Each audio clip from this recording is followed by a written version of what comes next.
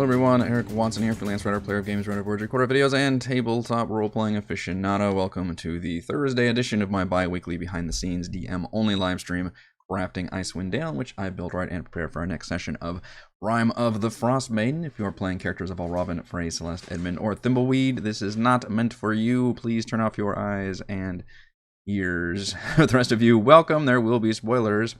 Our sessions on live on YouTube every Friday evening. Watch all of our D&D sessions and my reviews here on YouTube. You can follow me on Twitter at Rogue Watson and join our official Discord server with invite link into the description below. If you'd like to support the channel, please check out patreon.com/Rogue Watson. For our campaign, we use Roll20.net.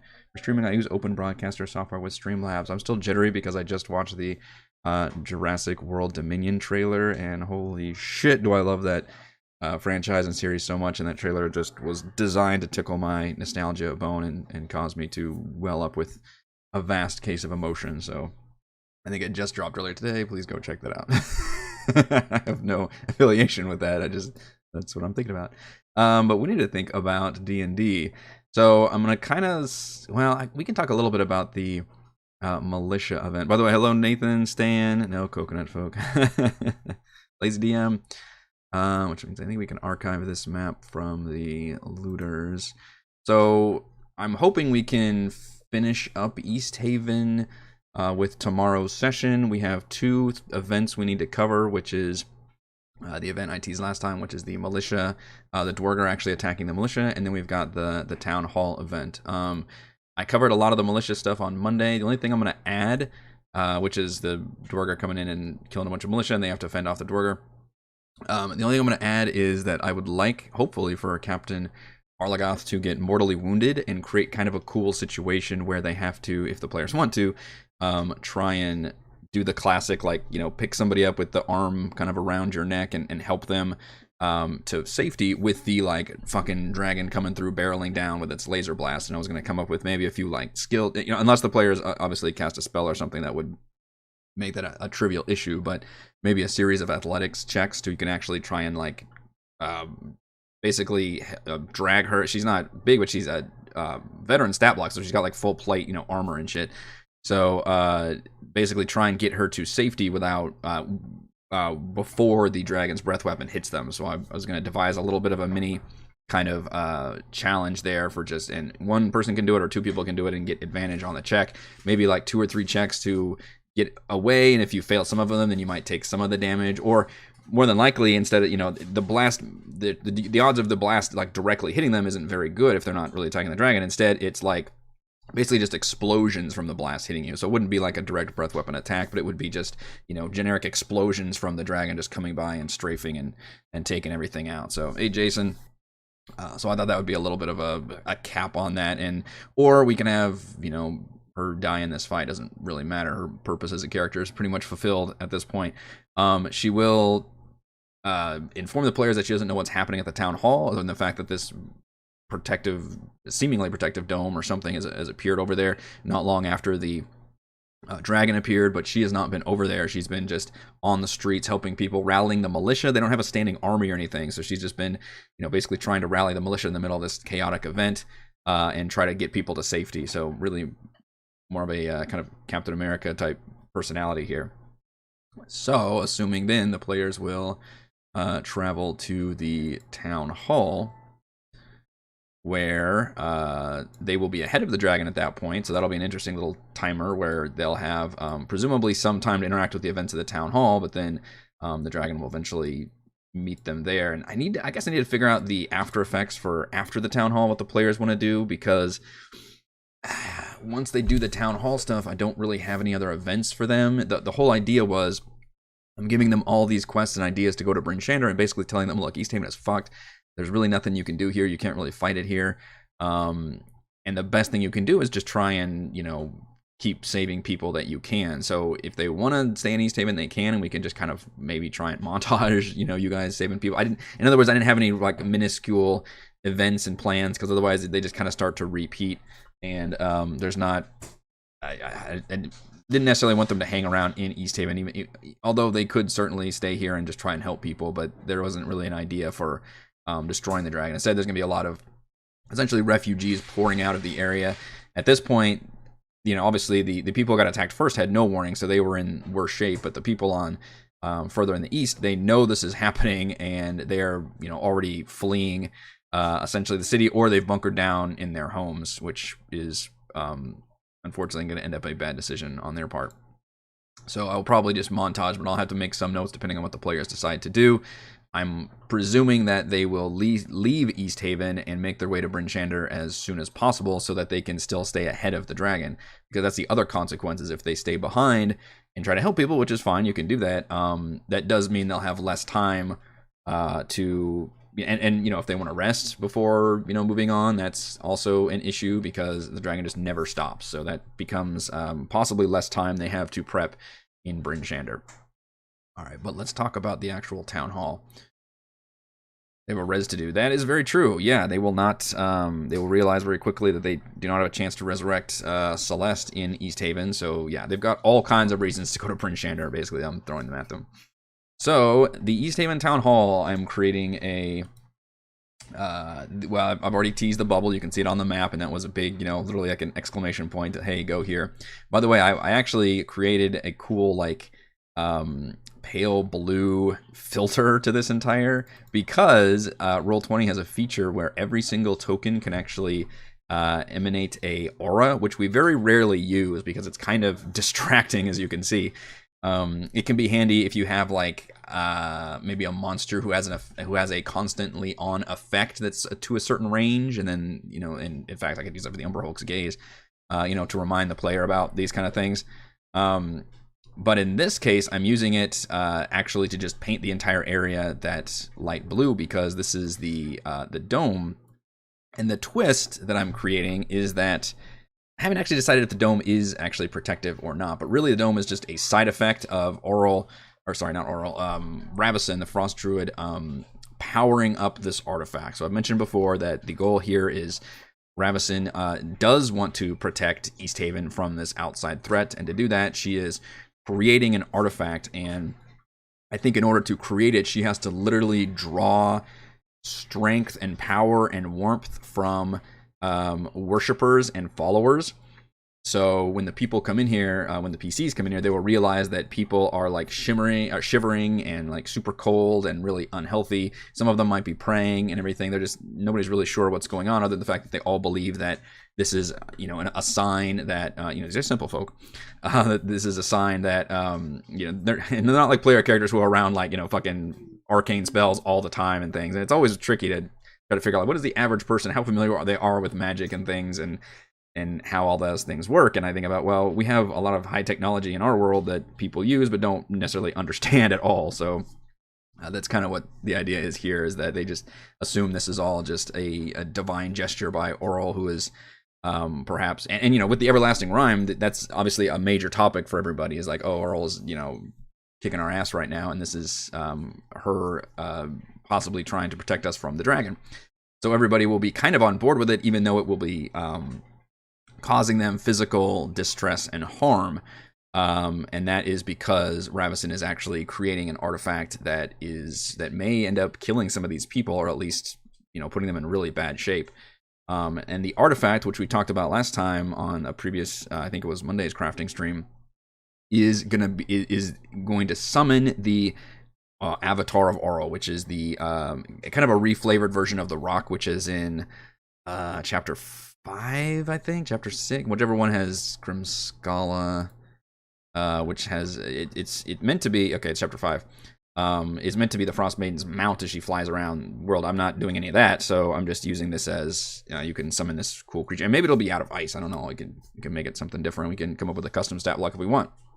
But I like the idea that, because I don't want it to, I want the ritual to basically be interrupted and to where they can't use it here in East Haven, but I want them to still have the ability to do the thing in Bryn Shander. So the idea is maybe this artifact can only actually be activated by a speaker of one of the 10 towns speakers, because of their authority and their connection to the land and whatever other bullshit reason. And what'll happen here is the Dwarger attack will end up killing the speaker of East Haven, and Ravison's like, oh fuck, like I've got this fucking artifact. We just worked really hard to get it, and now the speaker is slain. So here, you guys take, and hopefully I can, you know, mess her up too, and maybe she gets mortally wounded. Same kind of purpose, and her, at this point, her narrative arc is basically completed here. Although maybe if the players do want to keep her alive, I could come up with something else. But in terms of her narrative purpose, it pretty much ends here, where she will then bestow the players with the artifact, with the caveat that says this thing will summon a powerful avatar of Auril that should be able to defeat the dragon. And then what the players don't know is it will only ground the dragon and not defeat it, which is still going to be a huge help for them. But it has to be activated by a speaker. So that should be yet another motivation to get the players. And she'll even mention, if the players don't think of it, that Bryn Shander is the best shot that they've got of fighting this thing.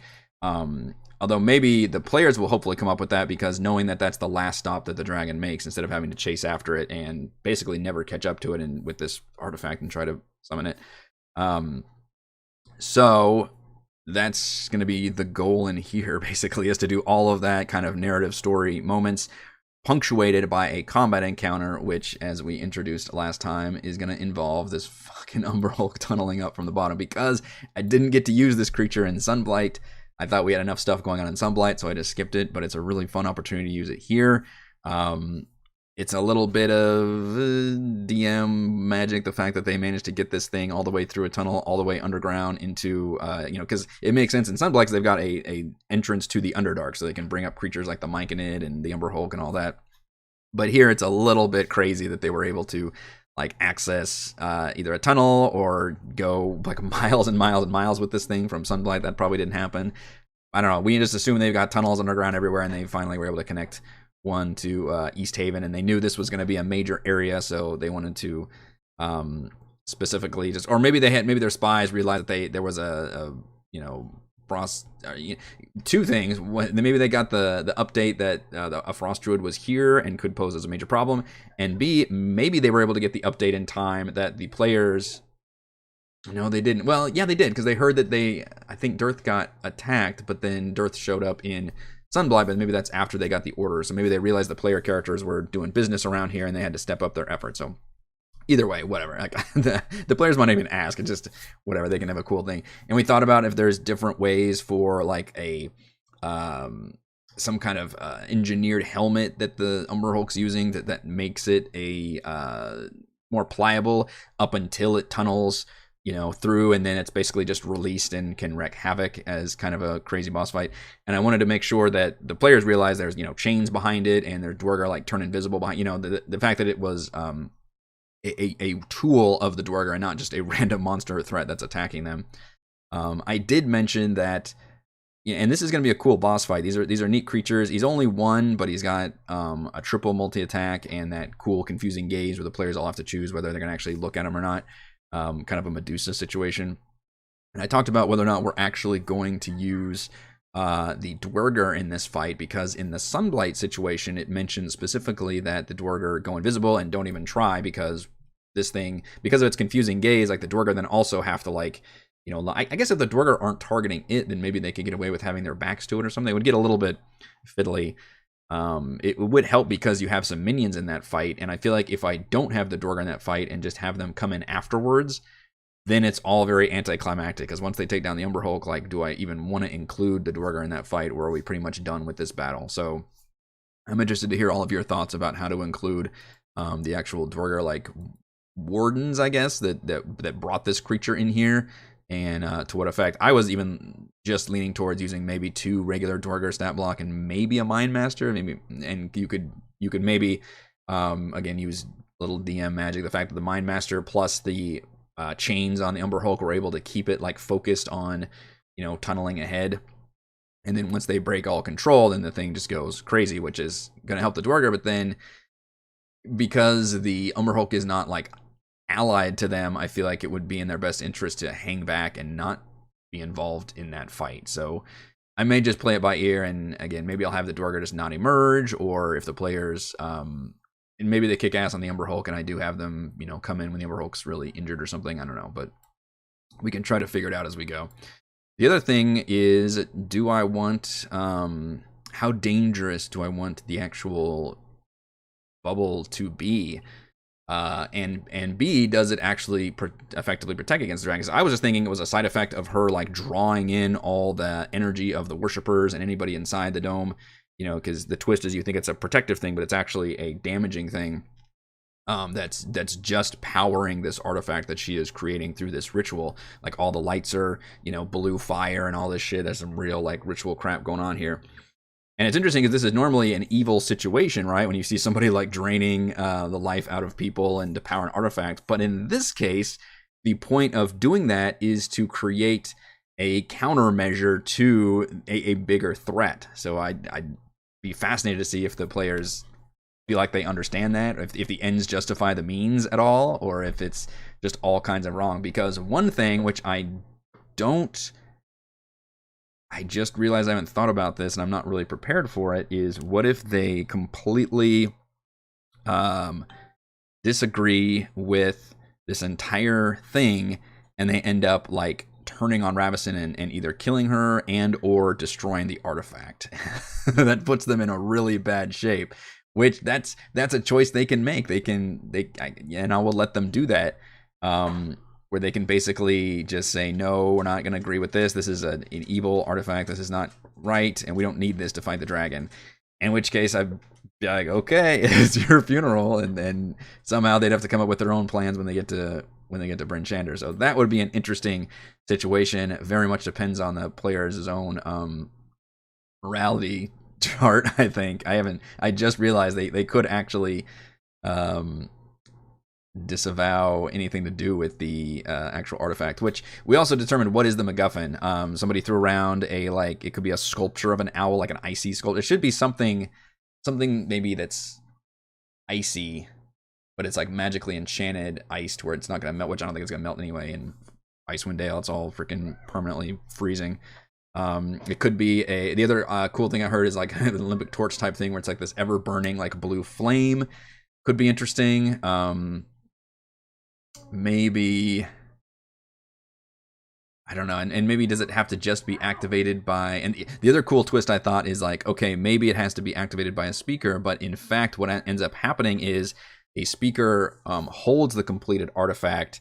Maybe I give some kind of whispered phrase or keyword or something they have to say, and then maybe it does the same thing to them. It drains their life and force out of it, and Ravison could even warn somebody if the players are treating her with respect and say, you know, hey, this is a very powerful artifact, and depending on the will and, you know, constitution of the speaker, they may not survive the actual summoning process and the use of this artifact. And that I thought would be funny information to give the players, because of course we could have multiple speakers make it to Bryn Shander, and then the players knowing that information, the speakers would kind of maybe even fight over like who gets to use it, and the players would be like, how about this asshole that we don't like uses it? And then they could end up you know, melting from the inside for activating it, which I thought would be pretty funny. A bluebird in a cage like Balrog's lantern burn. That's kind of a cool idea. I like because that could kind of tease what it is basically. So if you have a you think like a literal bird, like a living bird or like a magical one. I like the idea of something to do with ice, like an icy sculpture. It could be a staff that's maybe the shape of something with like the head of a owl or something on the top, because that's kind of what I'm going with. Is it's going to be a big probably a big like giant snowy owl thing. That could be kind of cool. It really doesn't matter, it can be anything, but hopefully it can be flavorful and interesting. But only a speaker can release it. Yeah, that's a cool idea. I would put the Umber Hulk under the Mind Master's control until he drops, and then he can go crazy. Okay, so you're saying include... Okay. We're going a bit beyond what the Mind Master can technically do, but the players don't know that. In other words, you could maybe flavor it like the Mind Master has to use his turns to control it. Because that's technically outside of what his stat block can do, but again, it's up to me to determine how this works. As normally he just uses his action to use Mind Mastery, and then the creature just uses its reaction. So I would just have it be like a straight mind control thing. But that's interesting, because that would use the Mind Master's turn each time, and that gives the players maybe an added incentive to target the Mind Master instead of the Umber Hulk, in which case maybe the Mind Master is just has his eyes shut and he's just, you know, reaching out and using the Mind Link or something. I actually like that idea. That gives the players maybe an incentive to target the Mind Master instead, in which case I don't know if that would necessarily help them because the Umber Hulk still would like fight everybody, but maybe that would make it so the Umber Hulk, when it gets low in hit points, it would actually retreat instead of just mindlessly attacking everybody. So I like that idea a lot.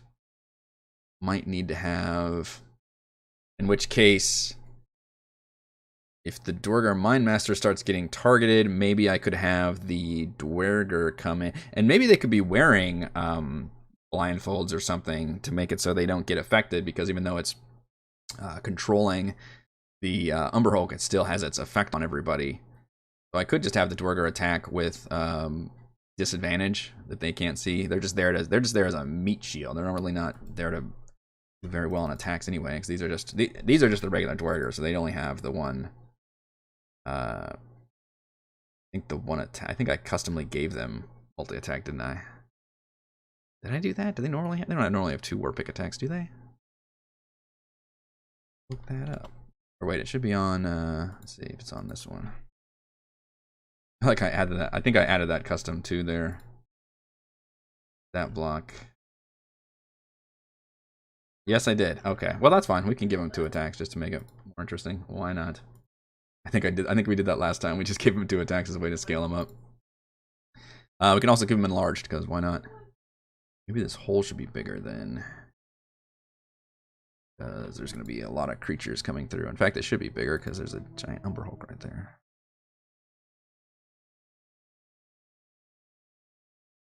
Add a little bigger. Oh, can go. There we go. That should be better. And then we'll have Umber Hulk pop out first, and then behind it, I'll make it pretty obvious at the Mind Master's controlling. I like that change a lot.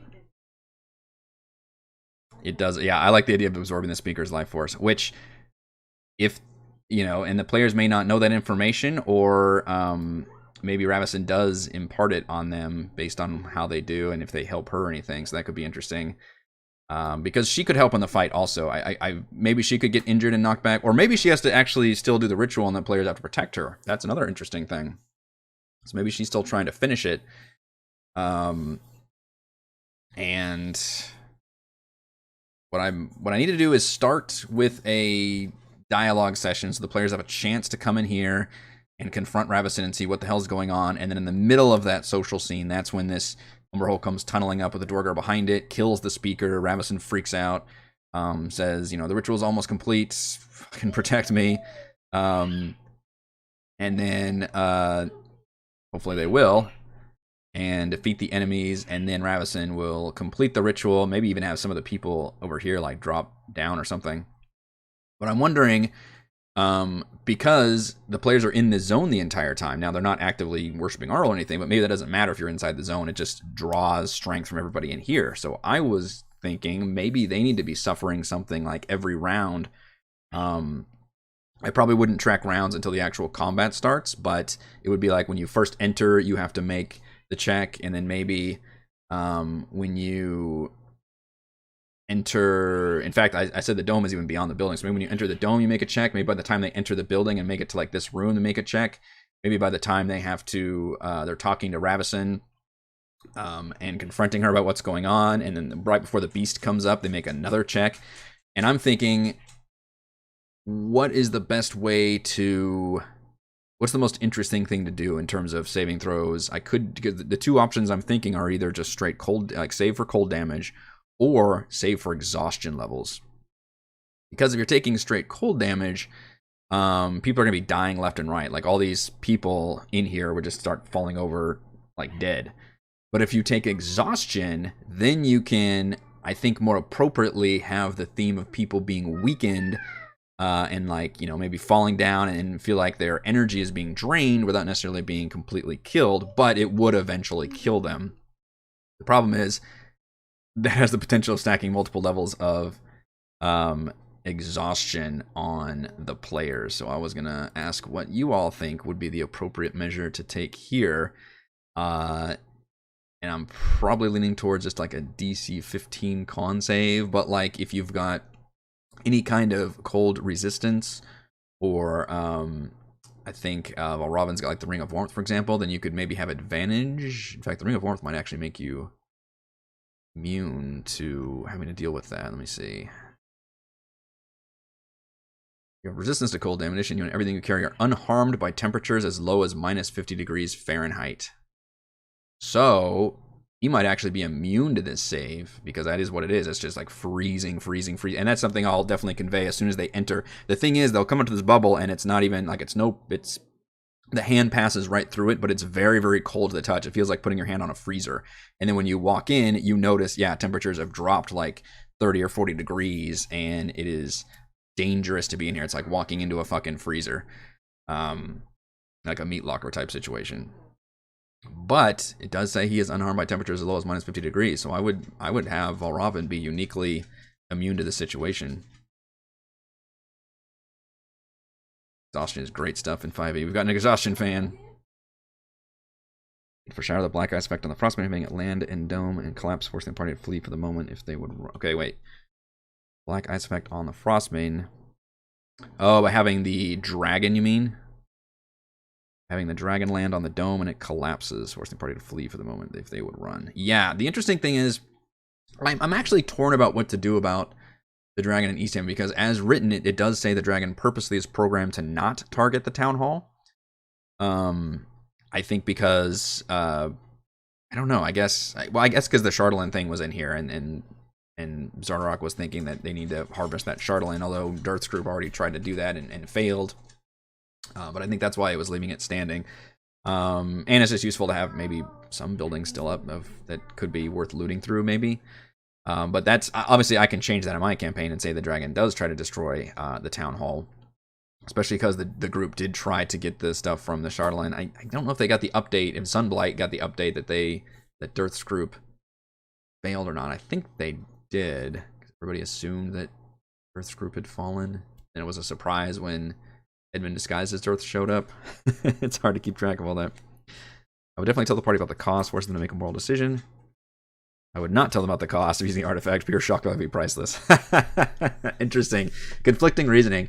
I mean, we could leave it up to how they treat Ravison, honestly. If they treat Ravison very well and protect her and act with respect to her and at least understand the situation and don't like condemn or, you know, make a moral judgment call, then she might actually convey that information.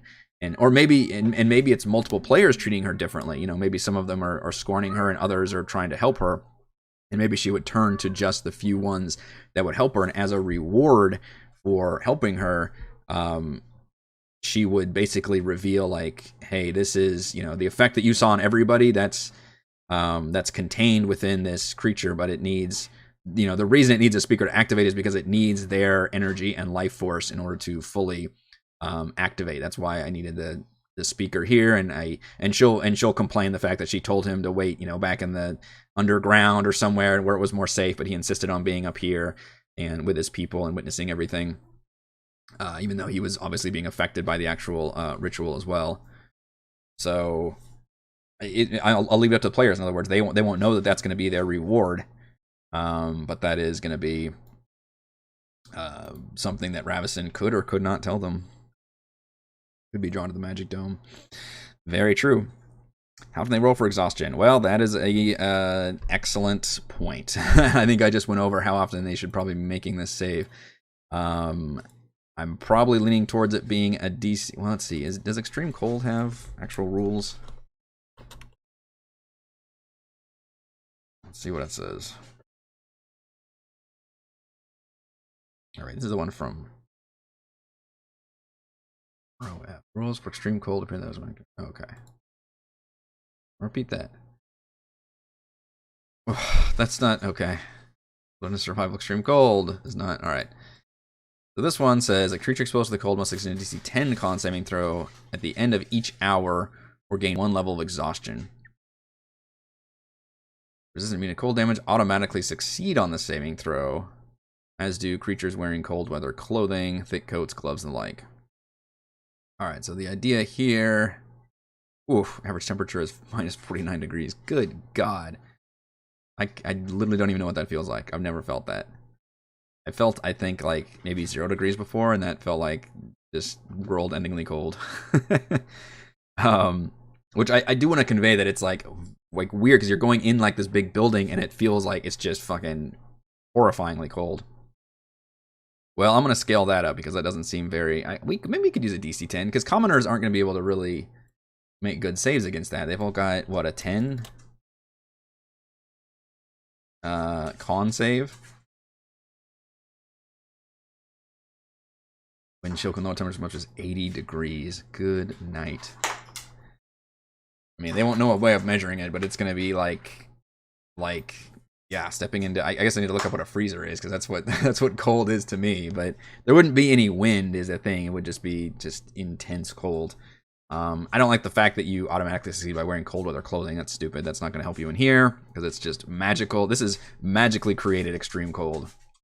So I'm probably going to scale things up. I could leave the con save the same, and that might be the scary thing, because they're most likely going to succeed on the con save, but I will make them do it, you know, at least 2 or 3 times while they're in here, and that would be for exhaustion. So I think I'm leaning towards...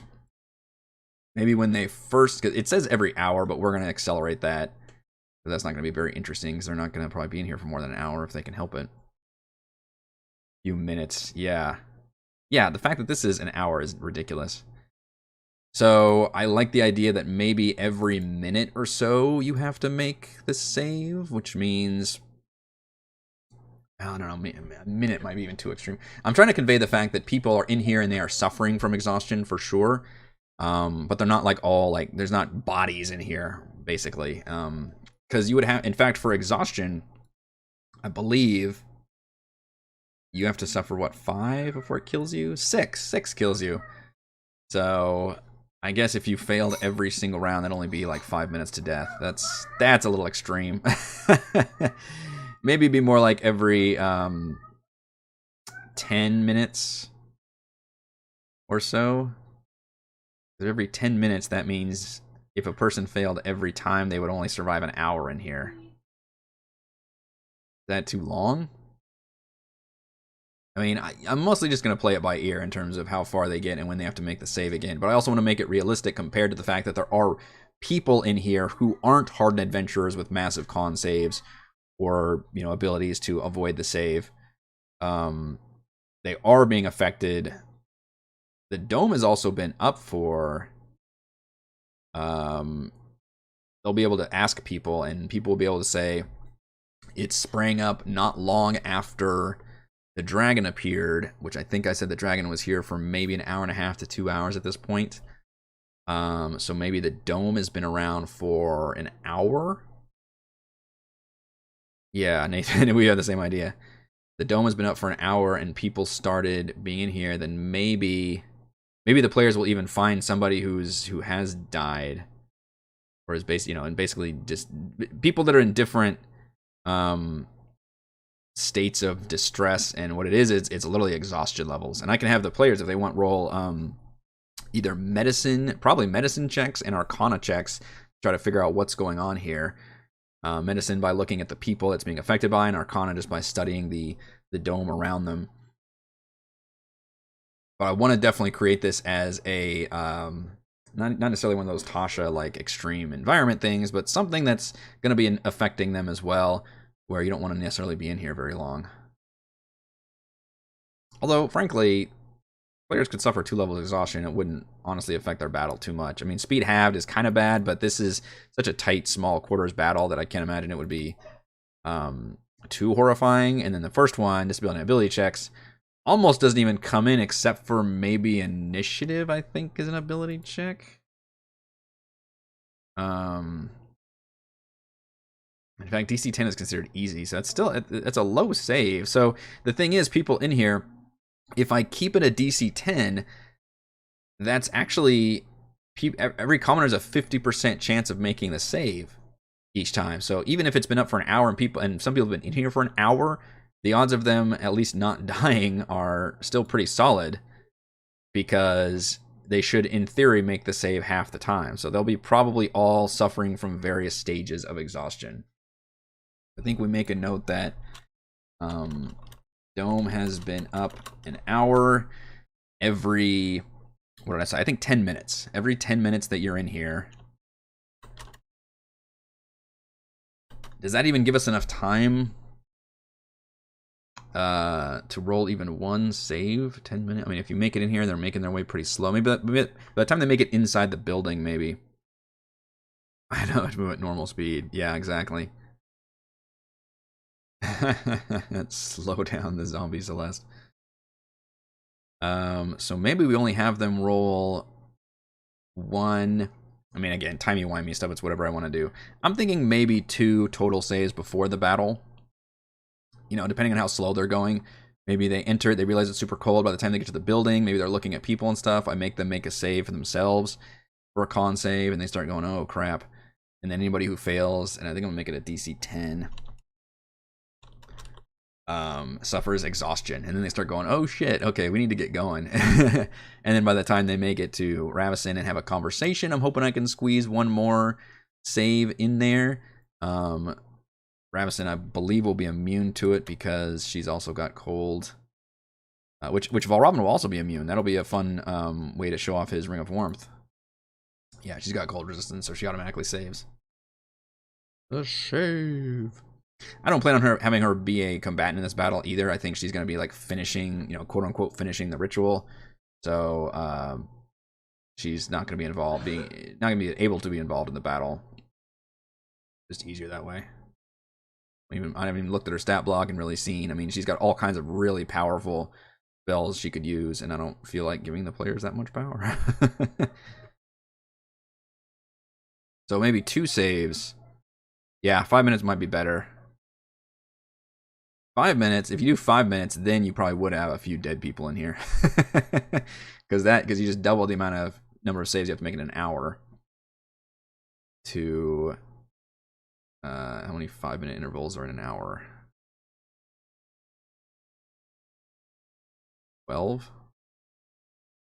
The odds of failing half of those are pretty good for a DC 10.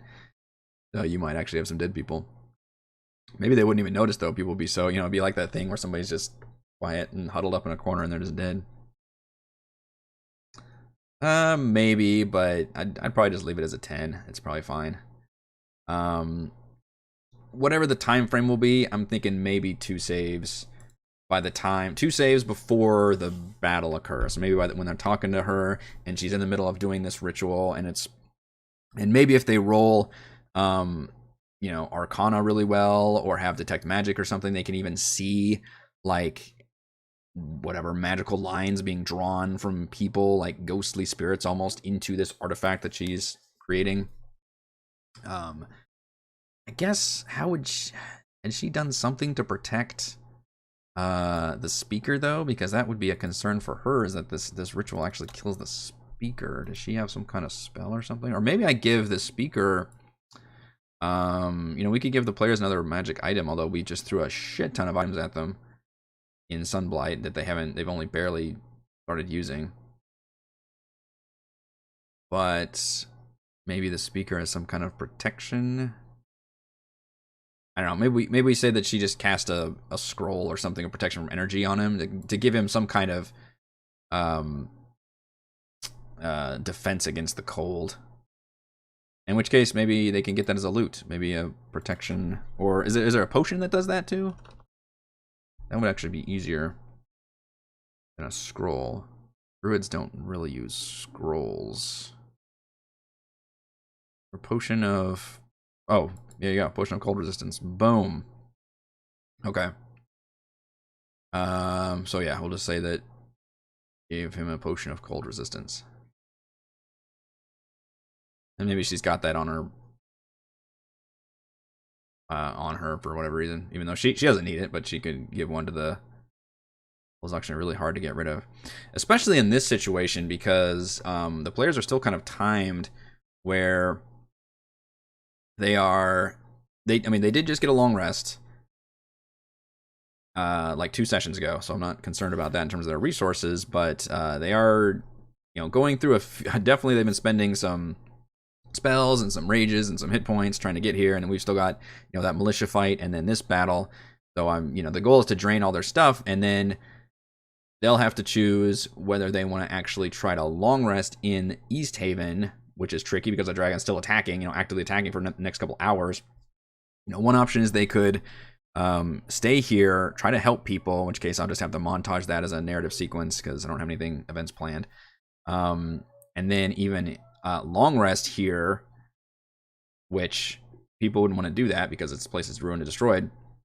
They could instead continue to go to Bryn Shander, which let's see how long that actually takes them. Nope, I need the Icewind Dale map, please. Which I think I said it takes 3 hours to travel. I think I actually use the same travel for the road or not. Which would be a solid 4-hour journey across the East Way. So I could even be a huge dick and make them roll exhaustion just because they're pushing themselves again for a big long journey with refugees. And at that point, I think it would be fun to have at least 1 or 2 events where they're literally like, which I hope they do this, they're going with like, actually, does it say how many refugees end up? Like a caravan of people. Maybe they have to deal with like looters or wild animals or, some kind of, at least one dangerous event because this is a kind of a cool situation. It'll be a hell of a complicated map. Let's see if statement mentions how many people. 250 people are killed, including most of the town's militia. 500 survivors flee on foot to Bryn Shander. That is a shit ton of refugees. Holy crap. You're going to have a train of 500 people going to Bryn Shander, which is another reason why they should go to Bryn Shander, not try to follow the dragon or anything.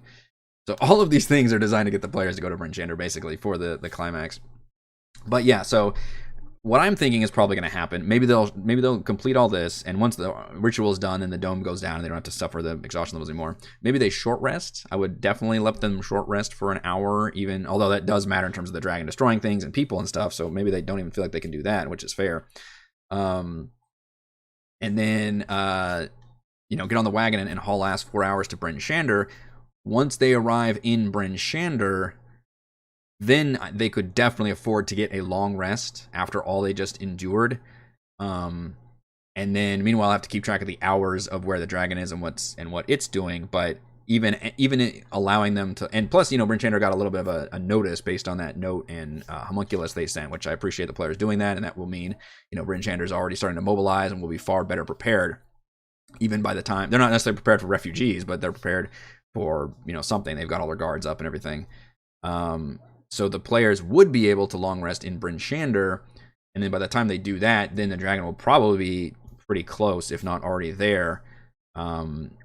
But they would be able to long rest before that big fight. And then I want to try to create a cool, big, fun boss arena fight. But maybe they don't want a lot. Maybe they decide like, hey, we need to just get everybody ready and work all this on prep work, and that'll be something we'll talk about next week in terms of all the different prep stuff they can do for Bryn Shander and what that means for the dragon, and how I can try to mechanically make it worthwhile for the players to make these different decisions and actually have that affect maybe the dragon's overall hit points, or are there going to be any dwarves or saboteurs in Bryn Shander? The book says there are, so I can include some of that as well, just to have some minions. And then the fun thing is when the dragon actually does land, which the idea is the dragon actually does fight against the Oral Avatar, maybe even destroys it, but the Avatar at least wounds the dragon enough to where it's forced to land and fight basically on the ground, and then it'll use its fucking cool malevolent presence thing to create a bunch of commoners and minions and people with whatever thug and bandit stat blocks that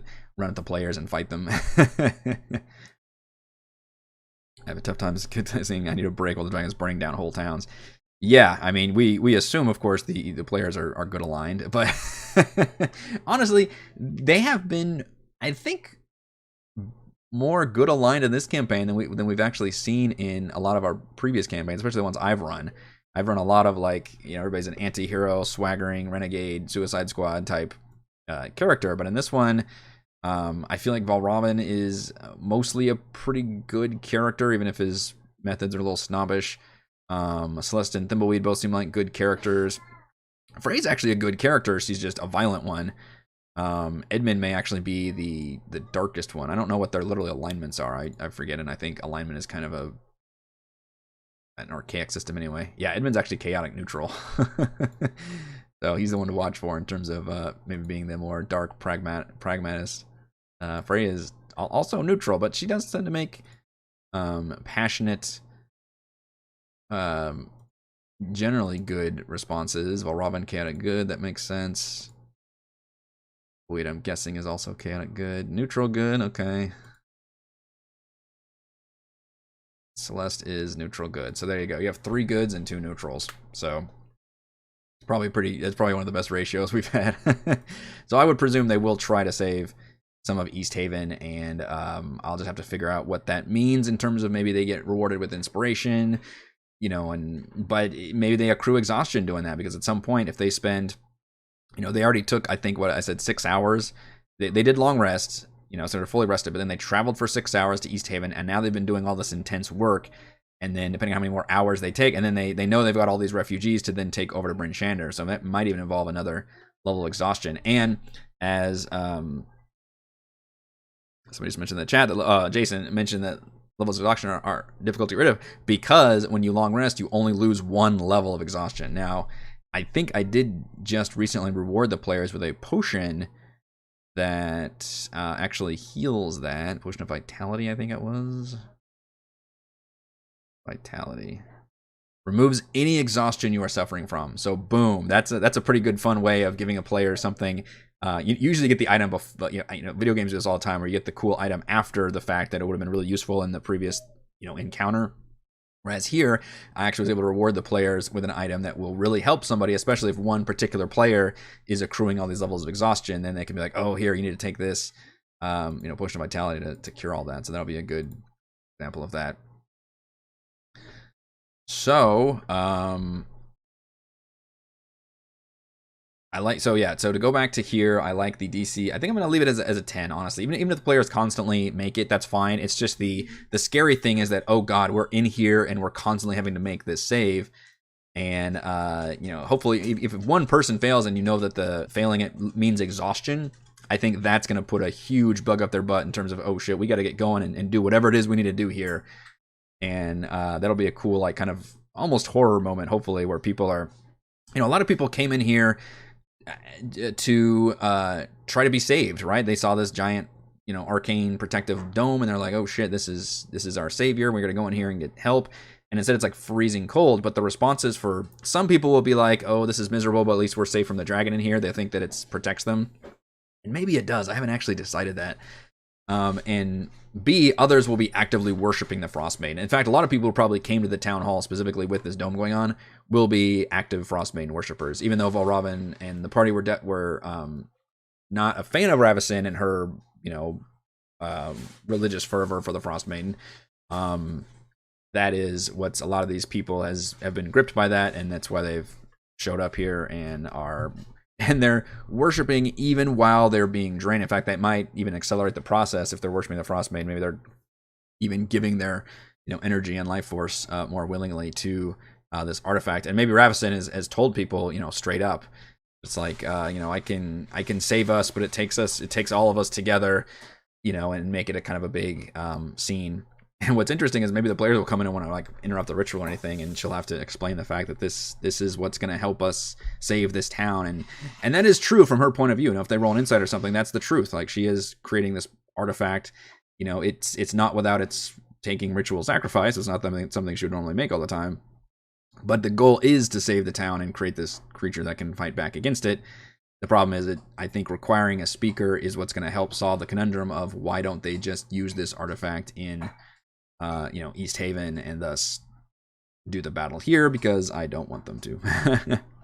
Don't tell them the DC and watch them play D20 bingo. That's a great idea. Yeah, I should hide that more. I have a bad habit of definitely over-explaining mechanics and rolls and DC checks, because I think we play on Roll20 all the time, so all that stuff is visible, but I do forget that they don't actually know what the DC save is. So maybe if somebody rolls a a 12, they'll be like, oh shit, I need to use my inspiration.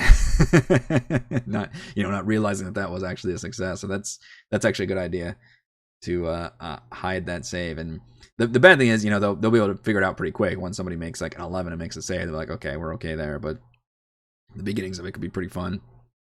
That's a good idea. Nathan says a 12 for DC. And yeah, the going up close to Ravison, probably not. Mainly just because it's too fiddly to keep up with. I think just having one number ongoing. But I like the balance that they basically have to roll at least twice before the combat occurs. And then afterwards, after combat, combat only lasts a minute or so, but maybe they're talking to Ravison. And, once the ritual is done, they no longer make the save. So we'll assume that she can keep the ritual going. I don't really have any plans for if it gets... if she gets like attacked by the Umber Hulk or something, like what she can do to defend herself while the ritual is still going on. Maybe she's got it. She's probably like holding the thing and like chanting and things are coming in. So I don't think she can do any other actions. And the Duergar tunneling in might not know immediately to target her necessarily.